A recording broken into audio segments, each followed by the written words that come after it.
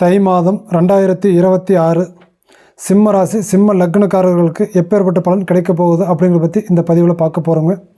அப்படி பார்க்கும்போது கடுமையான உழைப்புக்கு பின் வெற்றியும் ஒரு ராஜ யோகமும் கிடைக்கும். சரிங்களா? அதே போல் தொழில் சம்மந்தப்பட்ட வகையில் தொழில் சார்ந்த ரூபத்தில் வேலையில் இருந்த சிக்கல்கள் தடைகள் அத்தனையுமே நீங்கும். சரிங்களா? பொருளாதார வழியில் பழைய கடனை கட்டுவீங்க. அந்த பழைய கடன்களை கட்டுவதற்குண்டான வாய்ப்புகள் உங்களுக்கு கிடைக்கும். சரிங்களா? அதே போல் குடும்பம் அப்படின்னா அமைதியாக இருக்கும். சுப நிகழ்ச்சிகள் கலந்து கொள்வீங்க, சுப நிகழ்ச்சிகளை செய்வீங்க. சரிங்களா?